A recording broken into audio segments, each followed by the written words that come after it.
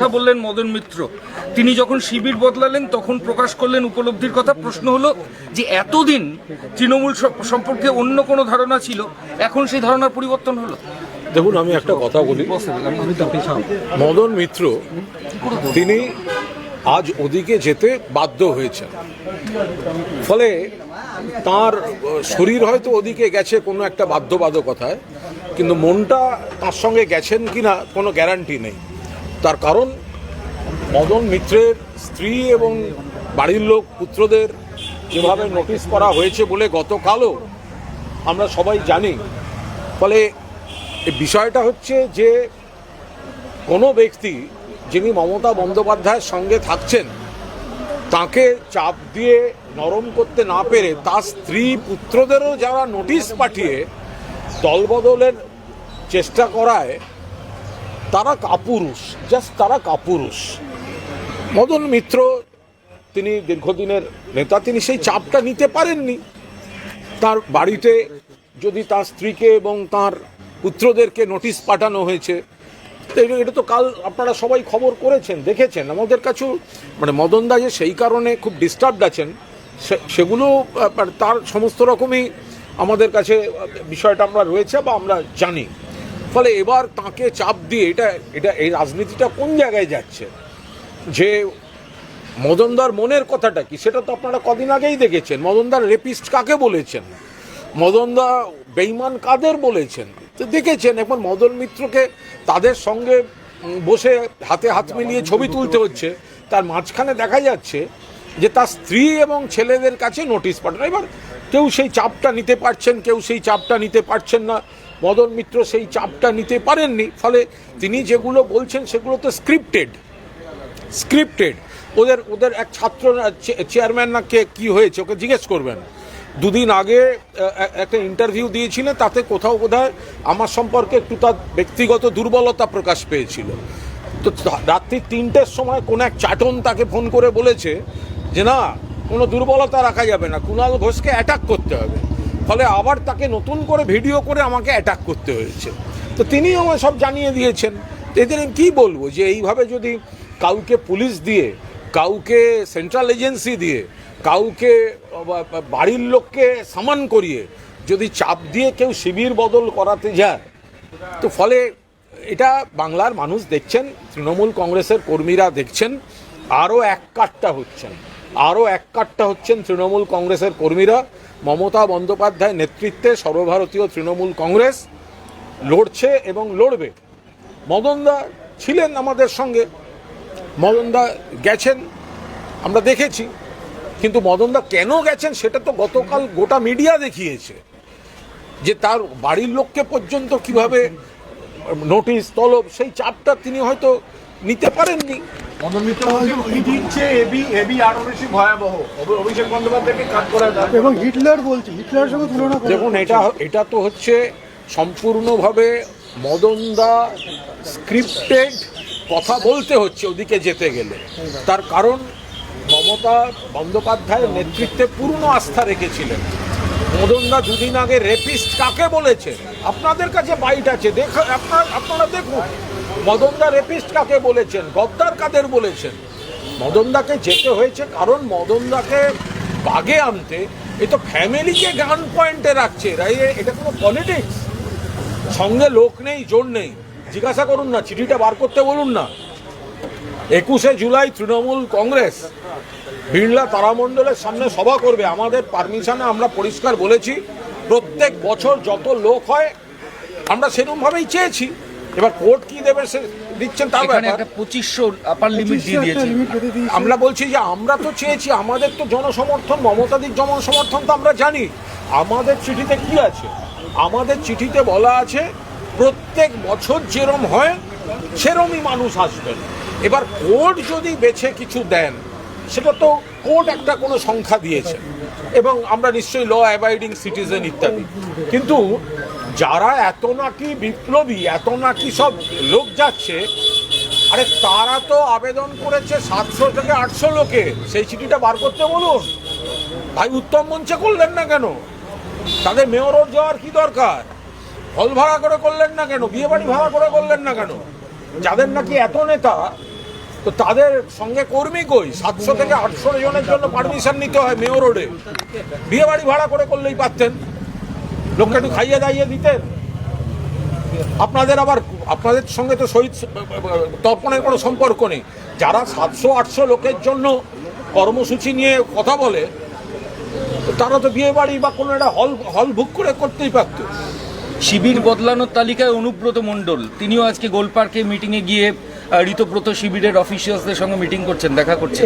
দেখুন, কিছু কিছু বিষয় থাকে, আপনারা রুটগুলো দেখতে পাবেন। আমরা পরিষ্কার বলছি যে আমরা কাউকে কোনো ব্যক্তি আক্রমণ করতে চাই না।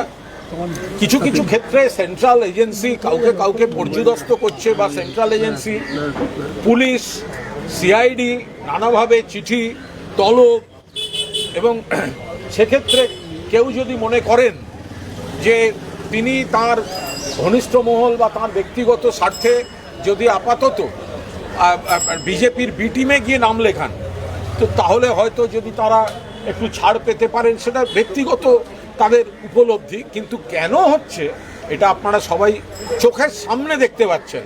গতকাল মদন মিত্রের বাড়ির লোককে তলব, আর আজ রাত্রে থেকে আজ মদন মিত্র তিনি যেতে বাধ্য হচ্ছেন।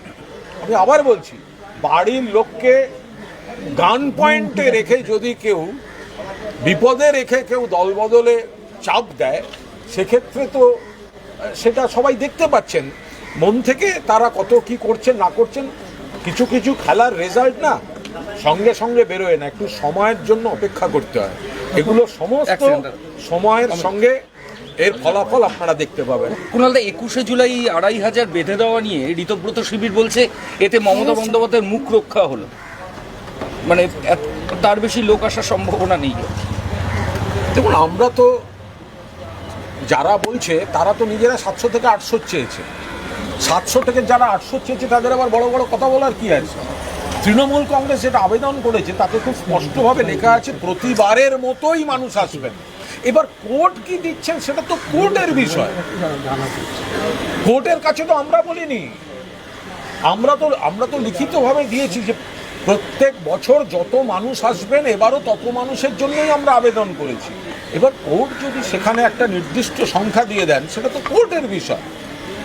তো তার সঙ্গে এদের কি সম্পর্ক? এদের তো যাদের পুলিশ নামিয়ে সংগঠন করতে হয়, যাদের সেন্ট্রাল ইডি দিয়ে কারো স্ত্রীকে সামান পাঠিয়ে তাকে নিজেদের শিবিরে ডাকতে হয়, তাদের আবার বড় বড় কথা।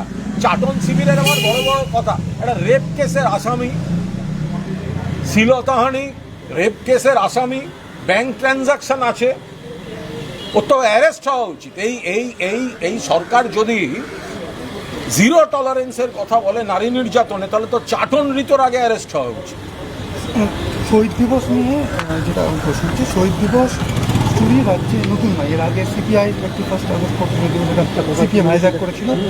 যেটা বলা হচ্ছে যে কংগ্রেসের সময় যেটা সেটা তৃণমূল বড় করে। যারা এইসব বেশি কথা বলছে তাদের সঙ্গে শহীদ দিবসের কোনো সম্পর্ক নেই। শহীদ দিবসের ইতিহাস পর্যন্ত জানেন। শহীদ দিবস হয়েছিল 1993 সালের 21শে জুলাই। No I card, no vote. Mamata Bandyopadhyay তখন যুব কংগ্রেস সভানেত্রী ছিলেন, তার নেতৃত্বে হয়েছিল। সিপিএমের হারমাদ এবং পুলিশ 14 জনকে গুলি করে মারে, মমতা ব্যানার্জিকে খুনের চেষ্টা হয়, পাশাপাশি 100 জনের বেশি আহত হয়েছিলেন। সেই শহীদ দিবস পালিত হয়। মমতা বন্দ্যোপাধ্যায় যতদিন কংগ্রেসে ছিলেন ততদিন যুব কংগ্রেসের ব্যানারেই হয়েছে। তৃণমূল কংগ্রেস মমতা বন্দ্যোপাধ্যায় যখন গঠন করেন তখন থেকে তৃণমূল যুব কংগ্রেসের ব্যানারে হয়েছে। এর মধ্যে হাইজ্যাক, অমুক তমুক কোনো সম্পর্ক নেই, কাউকে তো কেউ বারণ করেনি। তাহলে প্রত্যেক বছর মমতা বন্দ্যোপাধ্যায় শহীদদের তর্পণ করবেন, শহীদ পরিবারের পাশে থাকবেন, বাকিরা করেননি কেন? হঠাৎ এখন জেগে উঠে দোষারোপ করা। প্রত্যেক বছর বাংলার রাজনীতিতে 21শে জুলাইকে ভারতবর্ষের রাজনীতিতে শহীদ দিবস হিসেবে প্রতিষ্ঠা করে দিয়েছেন মমতা বন্দ্যোপাধ্যায়। আর আজকে কয়েকজন গজিয়ে উঠে বলছেন, যারা বলছে 4 আনার নকুলদানা তাদের ক্যাশমেমো হয় না, তারা এসে বড় বড় কথা বলছে। একটা শেষ প্রশ্ন, সেটা হচ্ছে যে তৃণমূল কংগ্রেসের সূচনা লগ্ন, জন্মলগ্ন থেকে যারা ছিলেন তাদের অনেকেই দল ছেড়েছে। আপনি কি মনে করেন এটা কি সবটাই ভয়ের জন্য নাকি অন্য কোনো কারণও আছে? এটা দেখুন, এটা এখন যেটা চলছে মূলত বিভিন্নভাবে পুলিশ প্রশাসন এজেন্সিকে ব্যবহার করে একটা চাপ সৃষ্টি বা একটা ভয়ের পরিবেশ তৈরি করা, মানে সেক্ষেত্রে অনেককে, আমি সকলকে বলছি না, সকলকে এক কথায় গদ্দার বেঈমান, কয়েকজন যাচ্ছেন নিজেদের সম্পত্তি বাঁচাতে, কেউ যাচ্ছেন খুনের মামলা বাঁচাতে, কেউ যাচ্ছেন কোনো লোভে, আবার কেউ যাচ্ছেন ভিত্তিহীন মামলার ভয়ে, কেউ যাচ্ছেন এজেন্সির চাপে। হ্যাঁ, এক একজনের এক এক রকম বিষয় রয়েছে, কিন্তু কর্মী যারা, তারা মমতা বন্দ্যোপাধ্যায়কে চেনেন, মমতা বন্দ্যোপাধ্যায়ের সৈনিকরা মমতা বন্দ্যোপাধ্যায়ের সঙ্গেই ছিলেন, আছেন এবং থাকবেন। যারা মমতা বন্দ্যোপাধ্যায়কে, যারা বলুন তো, যারা তৃণমূল কংগ্রেসের কর্মী, যারা তৃণমূল কংগ্রেসের সৈনিক, আমরা সবাই যারা তৃণমূল কংগ্রেসের মমতা বন্দ্যোপাধ্যায়ের সৈনিক, আচ্ছা বলুন তো, যারা এই ভদ্রমহিলাকে, মমতা বন্দ্যোপাধ্যায় আমাদের নেত্রী, তার স্ট্রাগল, তার দল, তার লড়াইয়ের উপর দাঁড়িয়ে কেউ এমএলএ, কেউ এমপি, কেউ মন্ত্রী, কেউ সরকারি নানা পদ, কেউ পঞ্চায়েত, কেউ পুরসভা, সামাজিক, রাজনৈতিক, প্রশাসনিক সমস্ত প্রতিষ্ঠা পাওয়ার পর আজকে যখন কর্মীরা আক্রান্ত, কর্মীরা মার খাচ্ছেন, তখন তারা বড় বড় কথা বলছেন। কারণ আজ মমতাদির দোষ, মমতাদি মুখ্যমন্ত্রী নেই। যদি মমতাদি মুখ্যমন্ত্রী থাকতেন তখন তো এই লোকগুলোই বাবা তার পাশে ঘুরঘুর করতেন। কুণালদা, অভিষেক বন্দ্যোপাধ্যায় সম্পর্কে আজকে অনুব্রত মণ্ডল বলেছেন যে ওনার গ্রেফতারি, তার পেছনে অভিষেক বন্দ্যোপাধ্যায়। মদন মিত্র তিনিও বলছেন হিটলার।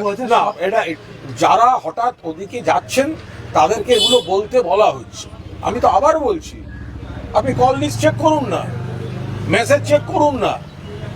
ওনাদের সবে এক ছাত্র নেতা হয়েছে। গত পরশুদিন আপনাদের একটি কোনো ডিজিটাল মিডিয়ায় তিনি আমার দুটো লাইন প্রশংসা করেছিলেন।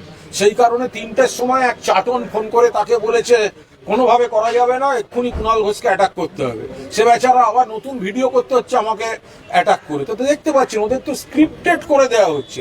এসব করে হবে না, এগুলো দুদিনের খবর। সময়ের পরীক্ষায় উত্তীর্ণ হতে হবে।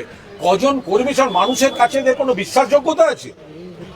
যারা এতদিন বুঝতাম হিম্মত, যে মমতা ব্যানার্জি চিফ মিনিস্টার অবস্থায় আছেন তখন ক্ষোভ বিক্ষোভের কথা বলতেন, সেদিন বুঝতাম হিম্মত। মমতা ব্যানার্জি আজকে মুখ্যমন্ত্রী নেই, দলটা সরকারে নেই, যারা তখন সমস্ত রকম ক্ষমতা, প্রশাসনিক সমস্ত ব্যবহার করেছেন, আজকে তারা 4ই মের পর বড় বড় কথা বলছেন। এসব বড় বড় কথা, কিন্তু আমি আবার বলছি, বেড়ালকে বাঘছাল পড়ালে কিন্তু বাঘ হয় না, এরা বেড়াল। সরকার যখন ক্ষমতায় নেই, মমতা ব্যানার্জি যখন ক্ষমতায় নেই, তখন এদের বড় বড় কথা শুরু হচ্ছে নিজেদের স্বার্থে। এগুলো বেড়াল, এগুলো যত জোরেই ডাকুক, দিনের শেষে ম্যাও বেরোবে, একটারও মুখ থেকে কিন্তু হালুম বেরোবে না। Thank you. বৃষ্টি আসছে।